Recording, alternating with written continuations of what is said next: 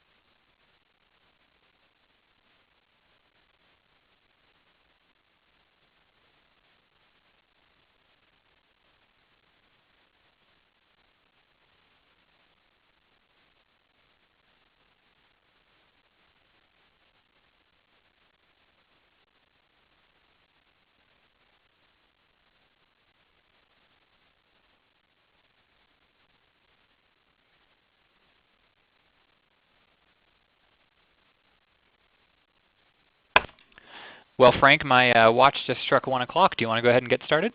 Yep, let's go. All right, my friend. Well, good afternoon, everyone, if you're on the East Coast, and good morning if you're on the West Coast or somewhere in between.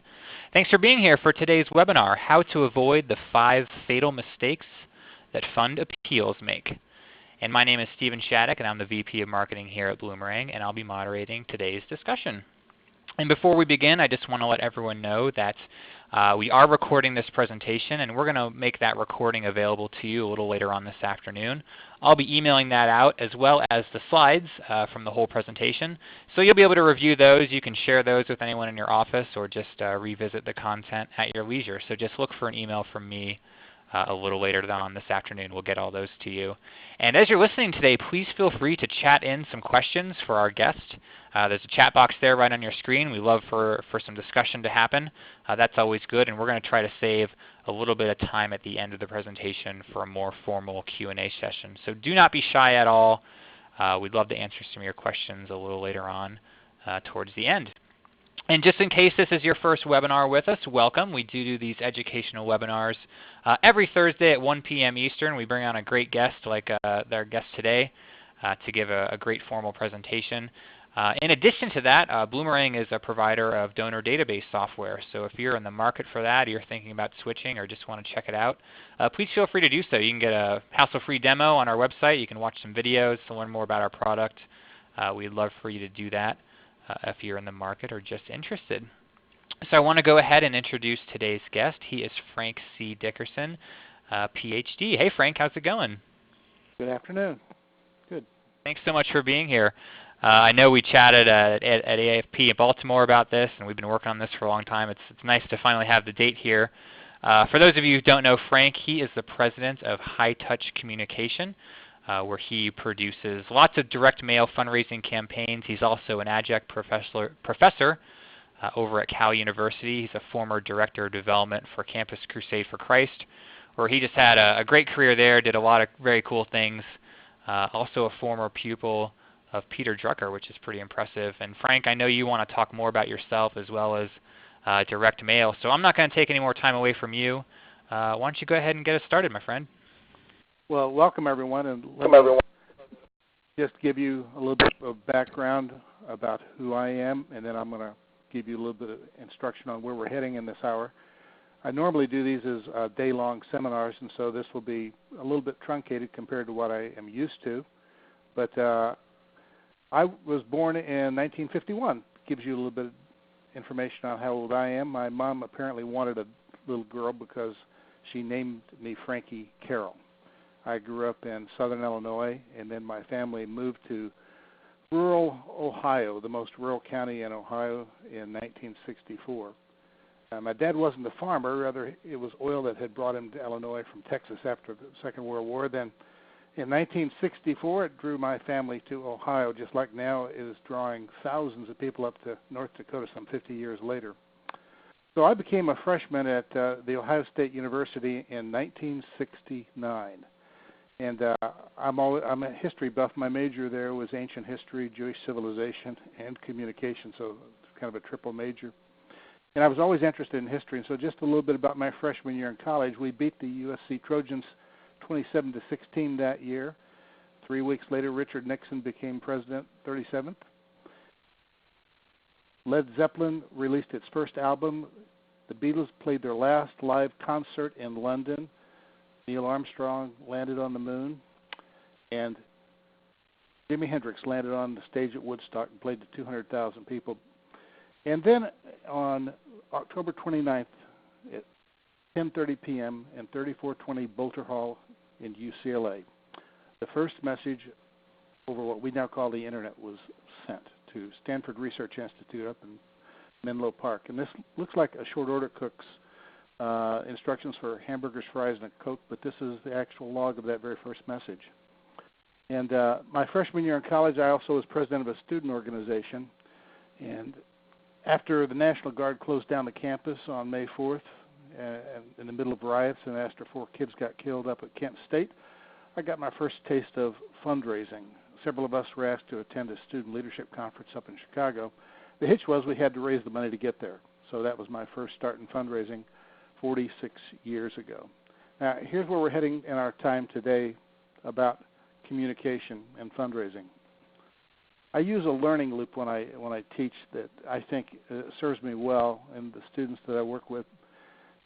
In most of our seminars, we'll give some information, theory, and I'm the kind of person who doesn't like theory. Just give me the facts of how to do it. But the problem with not understanding the why is that we end up, when things change, not knowing what to do. Second, a little item on this loop is illustration. So I'm going to be showing you some cases today of effective and ineffective fundraising communication. The third is demonstration. We're not going to have a lot of time for that, but I'm going to give you some examples. Simulation, we're not going to get time for you to write something and give you immediate feedback. Seminar, we would also then evaluate in a group environment how well or how you could improve.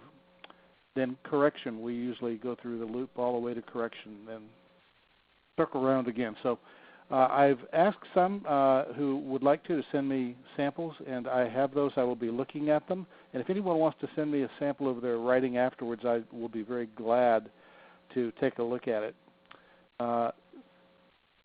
I went into this detail a little bit about myself because it illustrates one of the first principles that I want to bring out, that details are the raw materials out of which interesting stories are built. No details, no story. So if you don't have details, you have to go sleuth for them. My first experience in understanding also the dimensions of fundraising, the language of it, was some 40 years ago. I was a newlywed. My wife and I were walking through Lazarus department store in downtown Columbus, Ohio. It's no longer there. And as we passed by a mannequin, Kathleen said, "That's nice." As we passed by, I registered in my hard drive that I ought to go back and buy that. Brought it home, and I got a lesson on the adjectives that apply to women's clothing. He said, "Frank, why did you buy that?" I said, "Well, you said you liked it." I said, "Well, look at it. The design is for an old person." Now, we were in our early 20s. Not only that, Frank, it's August in Columbus, and this thing's made out of wool. Structure was not appropriate. The third thing she said, "But I like the boats." Then I realized later on that like a garment, it has 3 dimensions. It has a dimension of design, what's it intended for. The second dimension is what's it made out of, and the third dimension is style. A text, whether it be a fundraising letter, a book, or anything, has those 3 dimensions. But most of us don't really pay that much attention to them. We will maybe focus on the grammar. We'll maybe focus on writing it for the professor, who is no longer there, by the way. But we need to be thinking of all 3. So in addition to the details, we need to be looking at all 3 dimensions of fund appeal. And when you look at the process in fundraising, I believe our purpose is to create what I call a connecting narrative moment. Connecting narrative moment is that like that time when you've been in a room and a speaker has said something that prompted the audience to respond almost as if it were one person, and you hear this audible, oh. And that's the connecting narrative moment, when something the speaker said hit the collective nerve of the audience. Unlike a novel, short story, 90-minute feature film, or a 22-minute television show, though we only have a page, maybe if you're brave, go as many as 4 pages. So a connecting narrative moment has to be brief. And as you see in this chart, it has 3 elements. And one of the acid tests that I will be looking at when I look at some of your samples, and as we look at some of the examples I'm going to present later in our 45 minutes together, a fund appeal to be a connecting narrative moment has to have 3 things: people, tension, and resolution. And one of the earliest thinkers to talk about these issues was, of course, Aristotle. Someone said that nothing we write about today is more than just a footnote on what he said. I like the phrase empathy. I remember Bill Clinton in a debate said, "I feel your pain." I remember the contrasting image of George Bush looking at his watch. Is this about ready to be over? Well, Aristotle described empathy this way: a feeling of pain caused by the sight of some evil, destructive, or painful which befalls one who does not deserve it.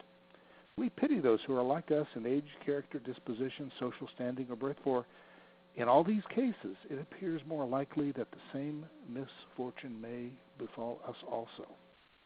But when we think of creating a connecting narrative moment, we're creating a moment where we can empathize with the situation that someone is in.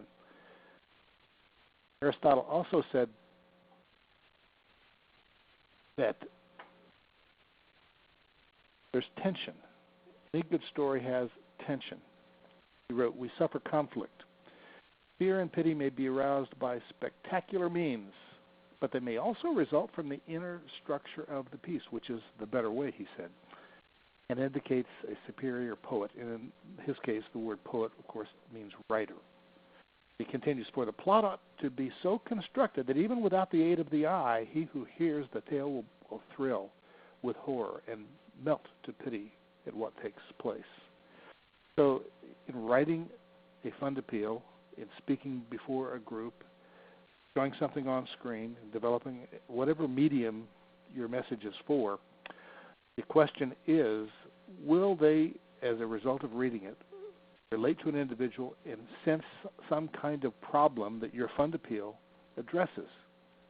Then finally, Aristotle talked about resolution. We become heroes, essentially, as fundraisers when we give, or the donor actually becomes the hero of a story. We give them the opportunity to be cast in the role of hero. And Aristotle said, kindness is great if shown to one who is in need, or who needs what is important and hard to get, or who needs it at an important and difficult crisis, or if the helper is the first or the chief person to give the help. You would have thought he was a fundraiser 2,000 years ago. This is the kind of thing that we do when we write a fund appeal, that we position the unique opportunity that we give the donor to become the hero of the story. So fundraising writing is essentially an emotional business. And I remember years ago, Moody that was screenplayed by Patty Tchaikovsky, who wrote a screenplay and won an Academy Award for it. It was called Network. Some of you may or may not remember. If you're younger, you may not remember it, but it won an Academy Award in 1976. And there was a famous line in that movie. A man is being demoted from being head broadcaster. He's got one more week. He goes on the air and he tells the audience, because he's so disgusted with the way they were dumbing down the news and it was becoming entertainment as much as news, he said, "I'm mad as hell, and I'm not going to take it anymore. I want you to get up out of your chairs. I want you to go to your windows. I want you to open your windows. I want you to stick your head out, and I want you to yell, 'I'm mad as hell, and I'm not going to take it anymore.'" And so the camera shows pictures of folks all over the country opening their windows, throwing out their televisions, and screaming at the top of their lungs. I mention that because the question we have to ask as fundraisers is, does our message make somebody scared, sad, glad, or mad? If it doesn't do one of these things, then it's not well written. There are two kinds of writing styles that I have seen. Exposition, which is very logical, analytical, objective. And then narrative, which is emotional, relational, and subjective. If you've ever heard of Jack Webb, he had a television show in the 60s called Dragnet. He played a role of Sergeant Joe Friday, and he was famous for, in his interviews with people in the city of Los Angeles, asking them to describe a crime, and he says, just the facts, ma'am. Then there's another contrasting approach to writing, and that is narrative. I love this quote by Clive Staples Lewis, C.S. Lewis, who wrote the Chronicles of Narnia. He said, when I write, I see pictures. The process always begins with images. Now, in seminars, I ask around a table for everyone to describe something that would make me want to give to them. And several of you have sent in samples. And most of the things that are said are mission speak.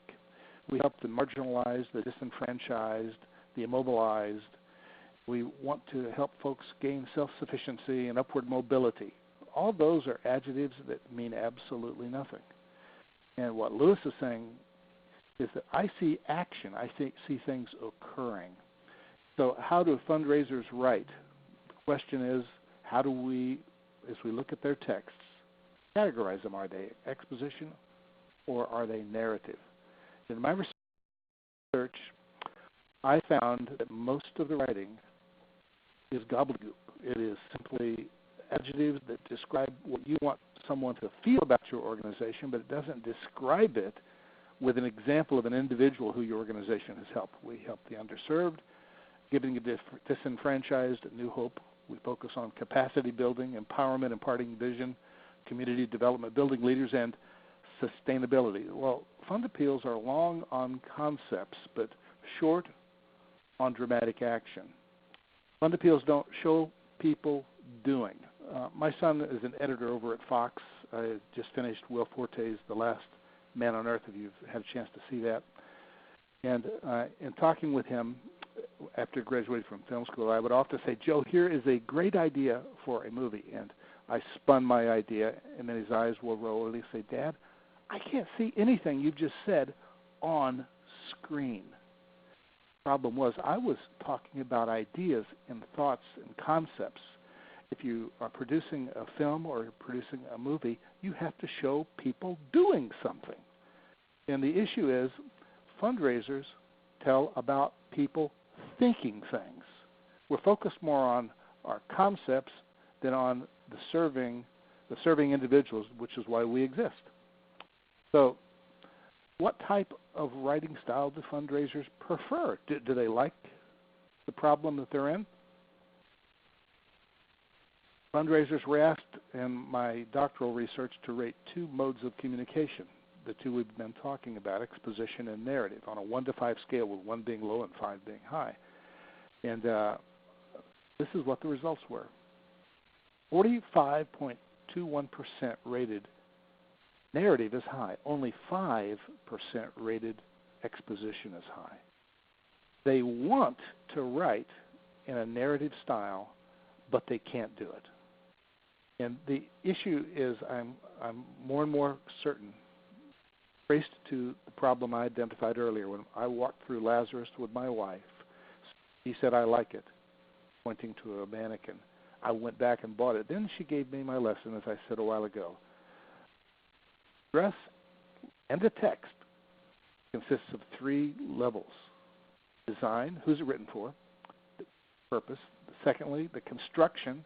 Does the construction of that dress, or in this case, we're talking about a text, does it fit the purpose? And third, the style.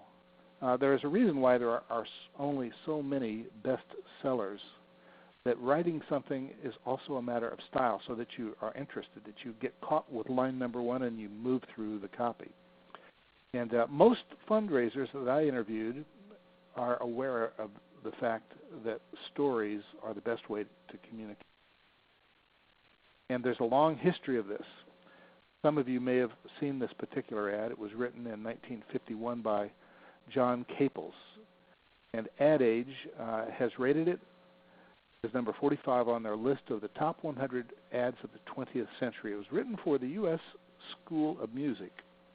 It ran for decades. If you look on the lower right-hand corner, all this long copy was aimed to get someone to fill out that coupon and order a lesson for how to play piano, violin, flute, trombone, any number of instruments.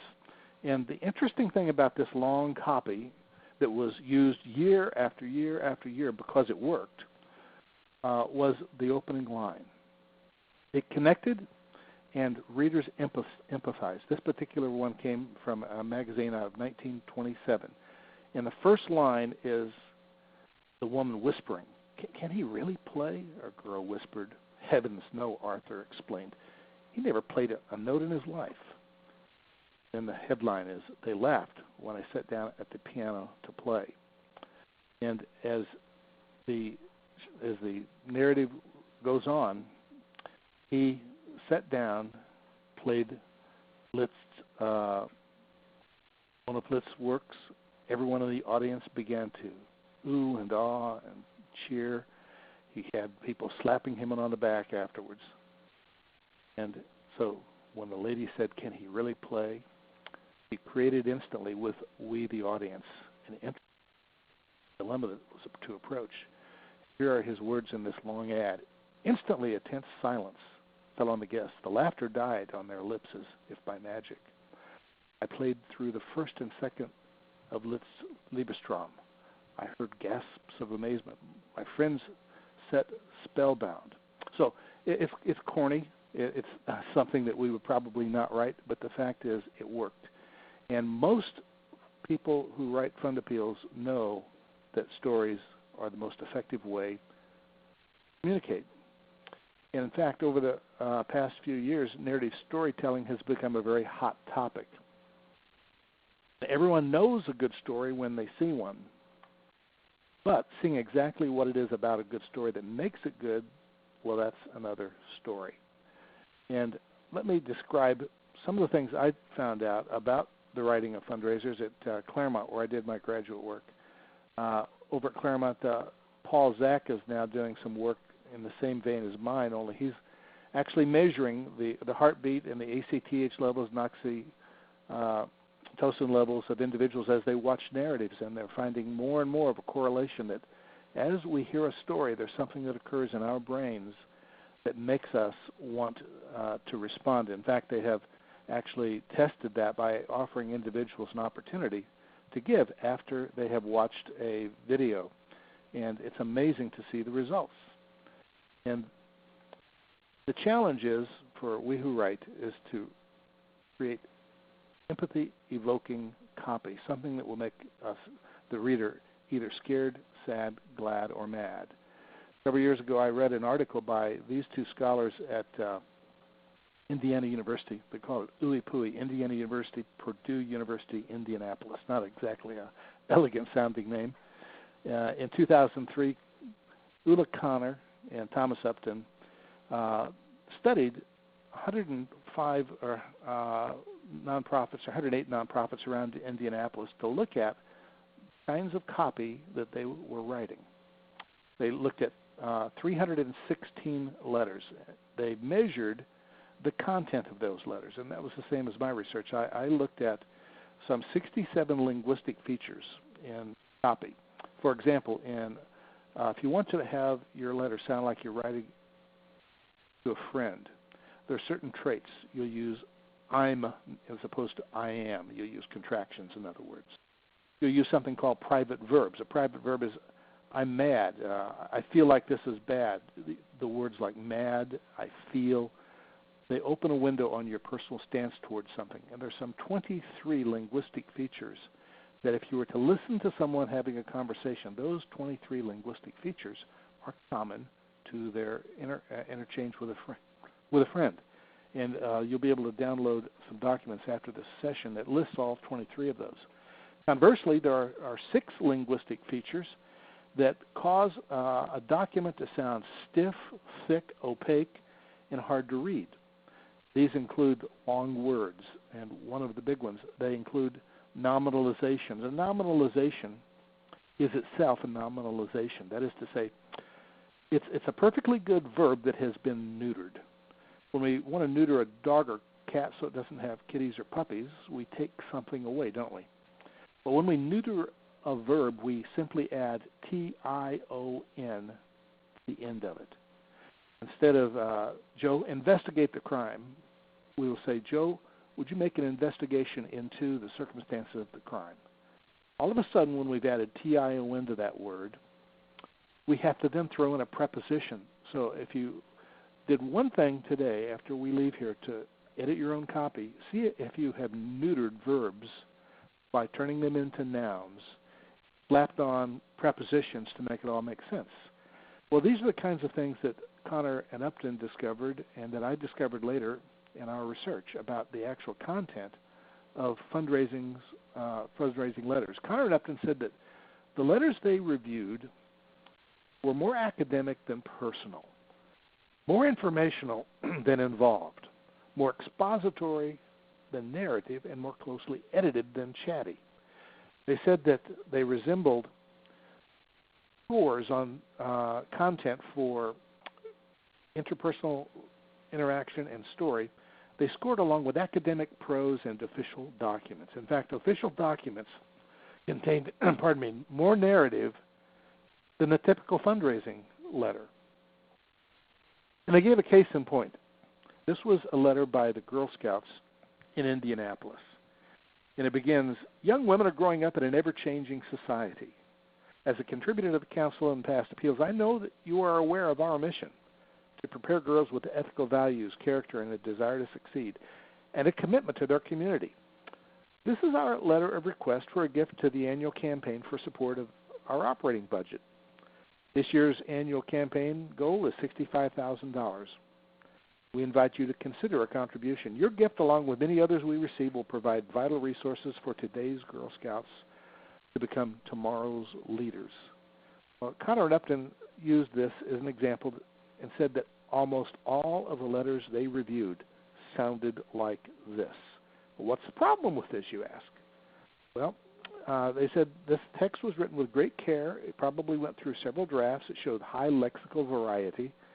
In other words, instead of using the word said when describing what someone said, they would often say they opined, they lamented, they cried. Well, when you're writing, simple language, repeating certain words is preferred, but this particular one had a lot of lexical variety, informational density. They were trying to cram a lot of information into a short amount of space, and its primary focus was informational. It is not personal. And here's the breakdown of it. The copy was abstract. Young women, not a specific individual, but young women, plural, are growing up in an ever-changing society. There's a generic subject, a vague adjective, and an equally vague noun. The four nouns are themselves very, very abstract: ethical values, character, desire to succeed, commitment to the community. The problem is this language is what I call telling language as opposed to showing language. Telling language would suggest that we want to change the world, we want to create sustainability, we want to help the marginalized and the underprivileged, or the more appropriate word nowadays is underserved. Whereas concrete language will show, for example, a young girl in action helping Betty White across the street. So this reveals the universal problem that most fund appeals have. They use vague mission statements that tell but show nothing. The writer needs to show me values, character, desire, and commitment in the example of one individual. Write one girl's story to show me values, character, desire, commitment, and action. Now, most of us will think that this photograph, one person framed in the middle, well, we should have a collage of maybe a boy, a girl, an African American, an Anglo American, an Asian American, and so forth. Deborah Small over at Carnegie Mellon did a study for an international relief agency, and the study showed in an A and a B test when they had two people on the cover of their letter that the response decreased. Focus on one individual. Don't try to have a menagerie of subjects or an ensemble cast of every kind of human being you can imagine on your fund appeals. Focus on the story of one individual. My study, when I read Connor and Upton's work, was prompted initially by, that's crazy. I grew up in Ohio. I know the cornfields of Indiana. And the reason these studies indicate poor writing is that they are the mom-and-pop organizations that don't know what they're doing. I had a very snotty and aloof attitude toward their study. My purpose was to disprove them. So I gathered 735 nonprofits that raised $20 million or more, 145 smaller ones for a corpus, which is a body of texts that represent the elite nonprofits of America. And my thought was, you go to Los Angeles, Chicago, Dallas, Orlando, Los Angeles, and Seattle, and you're going to find the top nonprofits in America. And they will write better. And what I analyzed was 2,412 documents, more than 1.5 million words of text. Half were printed and half were online, and all 9 nonprofit sectors were represented. I looked at 67 specific linguistic features in these texts to see how they wrote. I had 2 questions. One, was the Indiana University sample skewed? It was just because these were small-town individuals. Do elite nonprofits write much better? Well, I got a licking. They got a big fat F. And let me give you an example of the way fundraisers write compared to other kinds of writing. We call them registers in linguistics or genres. And if you look at this slide, you'll see at the top, when it comes to narrative, which is basically language that tells us that this is a story, you'll find at the top romantic fiction, general fiction, adventure fiction, and then in the middle biographies, spontaneous speeches, personal letters. Then look at the bottom, academic prose, official documents, and broadcasts. Now, there are 2 columns, a blue column and a green column. The blue column is the study done by Thomas Upton and Ulla Connor at Indiana. I call it the Connor and Upton 108. They had 108 organizations. They scored a negative 3.1, which is a measure of standard deviation, which you can read more about in some of the material you can download. Well, my corpus got a negative 3.0. It was virtually the same. These folks in Los Angeles, Seattle, Chicago, New York, Washington, Orlando, Dallas, that supposedly know a lot more, actually knew less. Well, it's not that they knew less, but what I found as I traced the roots of this problem is that we are brainwashed in a sense. Don't overtake what I'm saying here, but we are taught in our academic upbringing to write in an abstract, disconnected, dispassionate, objective, scientific style. The problem is, as we leave the academic halls and we're in our jobs as nonprofit executives, we continue to write for a professor who is no longer there. We're locked in the past, living in the past, writing for a professor who is no longer there. Now, this is on the score of, does your letter tell a story? The other score was on connection. Personal connection is this. Does what you write sound like a conversation on paper? I tell folks at my seminars the best thing you can do, rather than looking at a list of some 23 different linguistic features I've got in my study, is to simply sit down with an individual. Turn the tape recorder on, and in this case your iPhone, and tell Jack, Fred, Sally, what happened this week that made you scared, sad, glad, or mad. Then go back, play that, write it down word for word, and avoid the urge to pretty it up and make that your fund appeal. If you listen to someone who is excited about something, you record it, it will naturally have the linguistic features of a personal conversation. But here's what I want to cover now. Where do fund appeals fall? If you look at the list at the very top is the personal conversation that I've just described. Then personal letters. Romantic fiction is in the middle at 5. Prepared speeches, and keep on going lower and lower and lower, and then you'll find academic prose, official documents. The Connor and Upton score was 11.9, minus 11.9. My score was minus 12.8. It was worse. And after I saw the data, I had to change my thesis. I was not going to prove that they were wrong, but I was simply going to let the facts speak for themselves, and they spoke very clearly. And as I characterize this research to individuals, I'm because my sons are both, they work in Hollywood, one at Fox and the other at another studio. I'm always interested in talking film and story with them. When my son read my dissertation, he said, "So, Dad, what you're saying is the way we write is all wrong." And that became the first article that I published on this subject. You can download that. But it also made me think of Apollo 13. You remember that line? The oxygen tank explodes, and they say, "Houston, we have a problem." Well, fundraisers, we have a problem. And I'm going to give you an example, though, of some of the work that some of the students who have been in my seminar have actually produced afterwards that correct some of these problems. The first one I'm going to show you is by a Jewish organization in Los Angeles, in Santa Monica, called Mazon.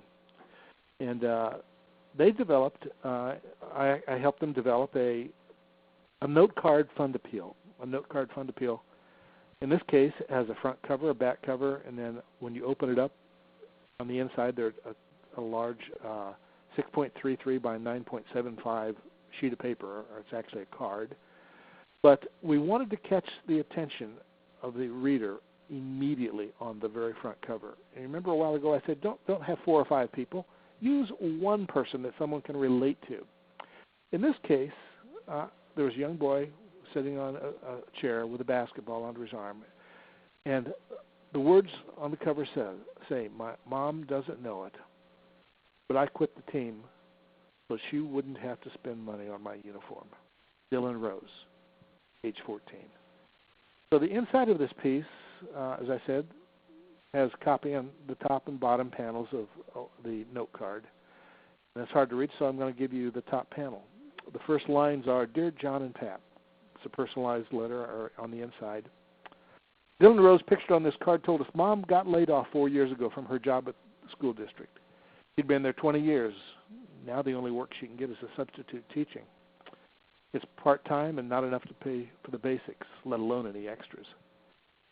Now, this is written by the president of this organization. The narrator's voice now comes through, and she says, "So you can see why Dylan dropped out of sports. He didn't want to add more to the already heavy burden his mom was carrying. But it wasn't just the cost of a uniform that cut sports out. He wasn't getting the 2,800 to 5,000 calories a day the U.S. Department of Agriculture says a teen athlete burns. Hunger had robbed him of the energy to compete." That continues on the bottom of the inside. This is in the voice now of Dylan Rose, the young man pictured on the front. Dylan, you see those little quote marks at the beginning of that paragraph and at the end? Any time you can get someone quoting them on paper, that's far better than you're describing it as the narrator. But the narration has to come in from point to point to relate what they experienced to your cause. In this case, here's what Dylan said. "Our food stamps have gone from $300 to $200 a month for my mom and me," Dylan said. "We can't afford the healthy food some people can. It's usually chips, bologna, sandwiches, and all that. We've had to open up canned food from the pantry that's probably older than me." Then the narrator comes back. "This is a national embarrassment for one of the world's most affluent countries. That's why Mazon is fighting to restore cuts to the USDA SNAP food stamp program, our nation's essential hunger safety net. SNAP cutbacks have ripped a hole in that hunger safety net with cruel results." I'll just make a comment here. If you look at that sentence, she used a strong verb, ripped a hole in that safety net. And then continuing with the voice of Dylan Rose, "We run out of food stamps some months, and I've gone days without sleep because of hunger," Dylan told us. "The next day I'll go through class pinching myself to stay awake." Then the narrator comes back. "Dylan also gave us a glimpse of his dreams for the future. I've wanted to become a surgeon since the 4th grade. I keep reminding myself, if I work hard, I can get to where I'm fine. Then I can buy my mom a new house." As Dylan dreams of a better future in which he can help his mother, you can imagine how his mother, a school teacher who knows the value of education, is equally driven to help her son. And in the bottom, narrator comes back and says, and I'm driven to help families like the Roses. Their plight makes me angry and emboldens me to ask for your help. Families like the Roses should be able to live in dignity, safe from hunger's threat. Now, the words there, dignity, and safe from hunger's threat, is an abstract way of saying it, but it's appropriate because it's following a very tangible, concrete story. Trouble is, most of our letters will sound like that last phrase. And then she signs it, Amy Liebman. And then there's a personalized note that's done in handwriting, which we produced for them. We were able to give the opportunity to actually put the name of the donor at the bottom in a PS. John and Pat, thanks for any help that you can give. Then on the back panel is their address and their cut line. Generously offer food to the hungry and meet the needs of the person in trouble. Then your light will rise in the darkness and your gloom become like noon, from Isaiah. And then, of course, there was a reply envelope, a reply device that gave them a specific opportunity. On the back of the reply device, another message from the organization's president. Your giving helps us fight to end hunger. Jews share a sacred duty to help the vulnerable people among us. To fulfill that duty, Mazon is guided by two Jewish ideals. I cannot pronounce the Hebrew word, I apologize. Tasada, whatever that is. Purity rooted in and driven by justice. And Tikkun Olam, our responsibility to repair the world. So you see that, and then the thing that really made this an effective appeal is that we addressed it in what I call computer-simulated handwriting. The upper left corner has the address, the addressee, both in handwriting. Used a nonprofit stamp that we actually have the authorization to cancel, so it looks first class. And then the barcode in the bottom right, not above the address, but right in the lower right-hand corner. In my doctoral research, I did a study of what the American Heart Association did in this case, using this kind of envelope. They increased response 346% in a campaign that was rolled out to 1,077,067 individuals. We tested this against real handwriting by human beings, and this particular simulated handwriting worked better. We tested it against a free box of greeting cards that worked better, and we tested it against a double window envelope, and the double window envelope was the one that was beat by 346%. And I'm going to show you one case now, and then we're getting close to the knockoff point here in our time. This is a client that also came to a seminar called Shayla Aid. The X-E-L-A is a place name in Guatemala they call Shayla. And this was the way they were describing themselves as we began to work with them. We at Shayla Aid are working to do something that has not been done in Guatemala, Highlands, and beyond. Sustainable community development. Here's how, and then a bunch of gobbledygook. Ours is a fully integrated approach to community development. We aim to remove the health, environmental, and socioeconomic obstacles to education so we can transform poverty into abundance. This has to be done systematically with continuous effort and with continuous adaptation to current conditions. This is a tall order, but we are up to the task. We firmly believe that partnering respectfully and recognizing the riches of the Guatemalan people is as important as the apparent physical outcomes we achieve. For Shayla Aid, our end product is a sum of our doing and being there together with our partners and recognizing the benefits to all involved. It sounds like a sociological paper that I saw written in 1969. Very difficult, hard to read and digest, and probably does not make someone scared, sad, glad, or mad. Now, take a look at this, which we did for them not long after. This was personalized on the front of the card. It says, Jack, how long would this Guatemalan woman have to work to afford a cafe mocha at Starbucks? 5 minutes, 5 hours, 5 days. Then on the inside, this is a note card again. On the inside, the first panel reads, Luciana, pictured on the front of this card, told us, my mother taught me to weave as a child, but there was no market for my art.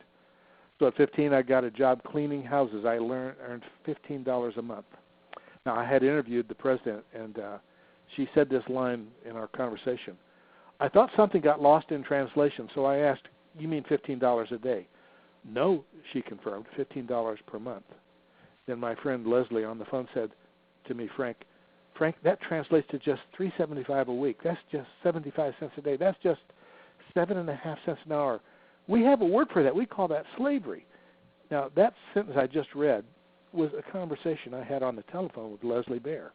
I said, Leslie, repeat that, and I wrote it down, and that became one of the lead sentences in this letter. She was talking with me on the phone in conversational style. She was upset. Then the letter continues. So Luciana would have to work 50 hours to earn the $3.75 a Starbucks cafe mocha costs. But she has more serious problems, concerns. She explained, I wasn't earning enough to feed and care for my family, so to help them survive, I planned to go to the United States where I could send home more dollars. Now, whenever I indulge in a cafe mocha, I think about how blessed I am. I think about Louisiana's more serious concerns. I picture her working 50 hours to pay for what I can drink in just 5 minutes. So I'm going to skip ahead because time has caught up with us. But I want to show you one particular part of this letter. You see here a group of women. This woman who was going to take a chance to cross the border, pay a huge sum of money to a coyote and potentially get new work in the United States, joined a weaving co-op.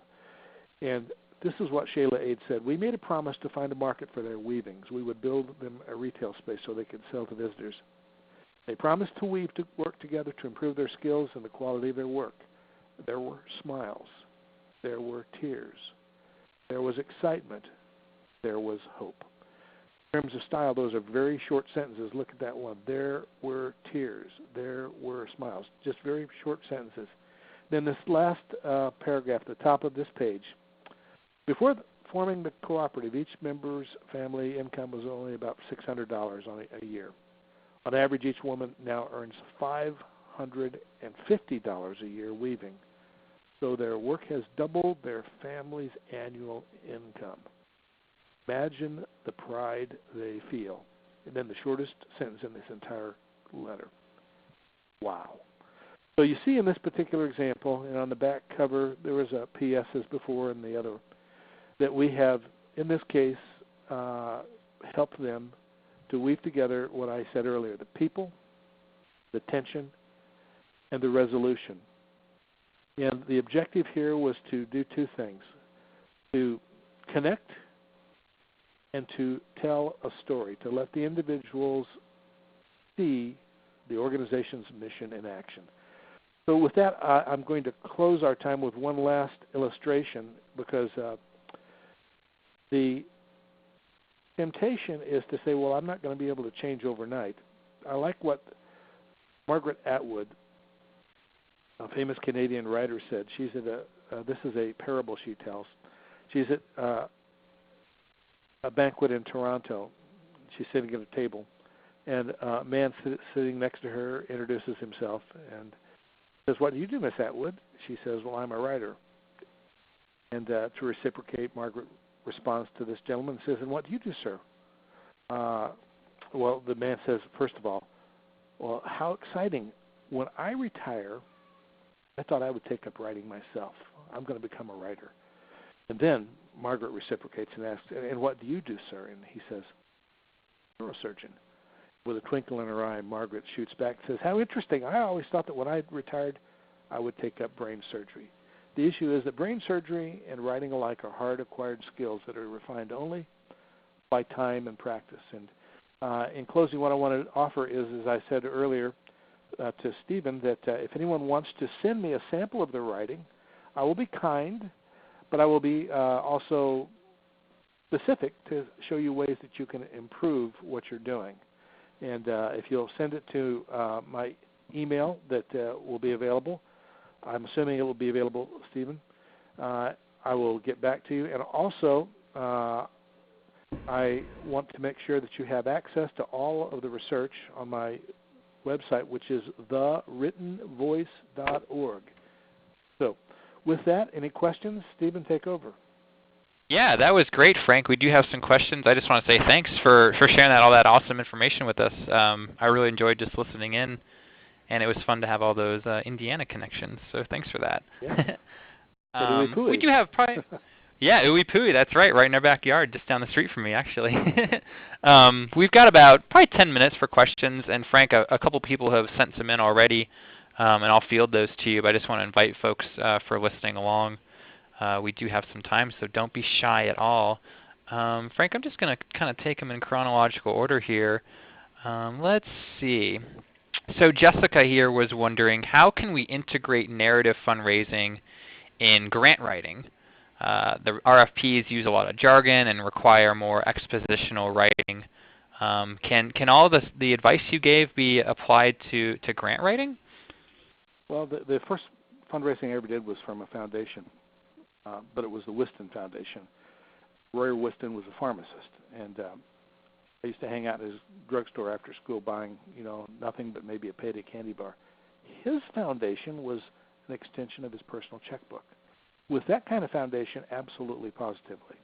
However, if you've got a large foundation who has essentially hired people to fend off others and who has, and the foundations that have created check boxes and so forth, they give you very little freedom. So it's a continuum. You've got the extensions of someone's checkbook, and then you've got the big foundations. So what you need to do is check their format. And if there's a place to give a narrative, this would be the place to have a connecting narrative moment that maybe is a paragraph, a snapshot, a photograph, and a story. I'll give you one example here. Years ago, we did a project. It was had a picture of an African man with a big bicycle truck. Had a big basket on the back. See his very dark-skinned, beautiful white smile. Two daughters on the bar of the bicycle. His wife standing in the back, and this cut line was under the photograph. Tunji Alupalubadani Yene measured his earning power by virtue of what he could carry on the top of his head from point A to point B. The microloan that you've given has helped him buy this bicycle truck. He has now increased his earning potential tenfold. Then the cut line continued. So if he made $5,000 last year, now he would make 10 times that, 50. Or if he made 5,000, $500,000. So the idea is to use that cut line under a photograph and tell a brief story. Makes sense. We got one here from Katie. Katie's saying, as a fundraiser, I often have to battle with the program staff who have academic backgrounds. How do you break the culture when program staff insist on writing to the professor? I want you to take a look at the article. I've listed this number. There are two of them, 18 and 19, on my academic site. One of them is an obituary, in fact. The obituary is about the 2008 passing of Joe Williams. If you ever search online, say, what's a good source of material on clear writing, it will always refer you to Joe Williams at the University of Chicago, who had a program called the Little Red Schoolhouse, a very plain name for a very elite institution. And it says there that he got involved in starting the writing program at Chicago because the American Medical Association asked him to critique and offer a training program for doctors whose writing was very hard to understand. And he called it medicalese. And what he discovered was that the challenge was to teach expert writers how to be clear and simple in their writing style. So what I suggest is get Joe Williams' book, and then also download the article also by William Zenser. And William Zenser and Joe Williams are among a group of 5 sources that I have listed on the back of that article by William Zenser. If you download my William Zenser article, which he's allowed me permission to share, that gives a lot of great resources. Those 5 books are listed on the back of that article by William Zenser. Cool. And then Katie, shoot us an email. Have these individuals read that. That's the idea. Absolutely. One here from Judy. Judy's saying, could you address the issue of messaging for planned giving? How do you speak to the many different tactics and benefits concisely? What advice would you have for Judy applying all this to planned giving? Well, if it's on a face-to-face basis, you know a little bit about what they're interested in, and you tell stories. When I was with Campus Crusade for Christ back in the 1970s, they had 26 different divisions. We would meet regularly with the foundation plan giving folks, and they were plying us for stories. They wanted to have connecting narrative moments so that when they go into an individual, they know what they gave to before, and they could tell them some stories. They could show some photographs of good things that have happened, and so. And I'm amused by the word messaging. It's one of those buzzwords we use. You mean, how do we tell some stories? Tell some stories. That's the idea. Get some raw materials and tell those stories on appointments. If that's the right environment, she may have been asking some question that's beyond that, though, and so I've lost beyond that. Okay. Let's see here. I'm just going to go down the list here, Frank. Leah's wondering, this is an interesting one from Leah, should we use stories that we have not previously told? Is it okay if they are familiar with the story or images already? What about, canned stories or things that have already been told, maybe repurposing content? Does it have to be a new story every single time? Well, if it's to someone you already told that story to, probably. What you want to do is get on the phone, glue your butt to the chair, your fingers to the phone, make some phone calls, and ask people to tell you what is happening. I swear that the reason that I, in the past, have written my share of bad copy is because I didn't want to take the effort to get on the phone and talk to people or get out in the field and talk to people. So the issue here is just get out there and see what's happening. You need to be engaged and look and ask lots and lots of questions of individuals. What's happening out there? Very good. We've probably got time for one more question. I'm going to pull a random one out here, and I know we didn't get to nearly all of them. Frank, is it safe to say you could answer some questions offline as well via email? Oh, yes. And Stephen, do you have my contact information so that they can go to my website for that? I do. Okay. Good. Yeah, I'll be sharing all that. I'll send out the slides and the recording of the whole presentation, and I'll definitely include Frank's contact info so you can get a hold of him, because I know there's lots of questions here we just won't be able to get to before the 2 o'clock hour. I put on the screen here, do you see this? If you see this on the screen, this whole presentation is contained in what you see on the screen now, which is a former presentation that's a little bit more in depth. So that's one of the things you can download. Cool. Very cool. Here's one from Madeline, and I always like this when this question gets asked. We hear this a lot. She's saying that our nonprofit works with a sensitive population who can't always talk about a specific individual because of maybe safety concerns or privacy concerns. How do you create this compelling narrative while maybe protecting the identity of that person or not necessarily divulging all the details? What would you say to Madeline there?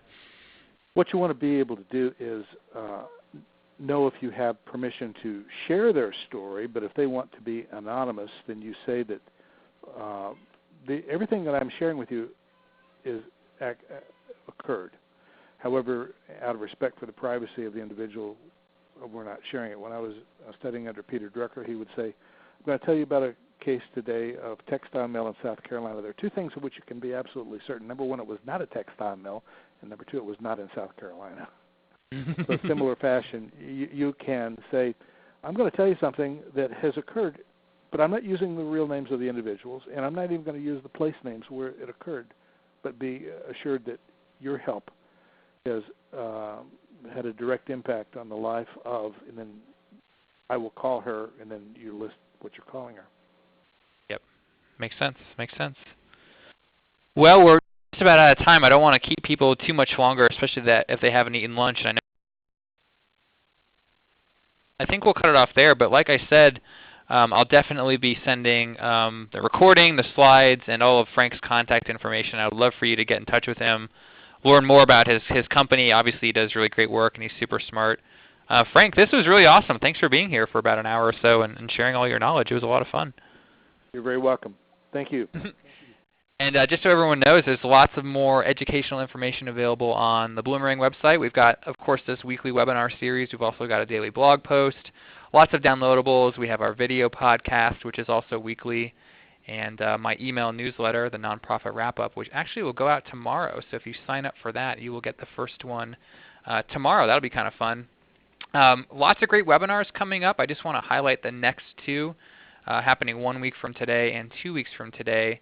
We're going to be talking about grants 1 week from today, and 2 weeks from today, Lori Jacobwith, one of my favorites, is going to be joining us to talk about changing your board story. So we're going to take the storytelling advice and maybe apply it to the board of directors a little bit. So if you're interested in that, we'd love to see you again. Please do register. There's a couple more webinars on that page as well, so a little farther out into the future. We'd love for you to register and hopefully see you again. So with that, we'll say goodbye. And if we don't talk to you next week, hopefully we will in the future. Have a great weekend, and you will hear from me very soon. Bye now.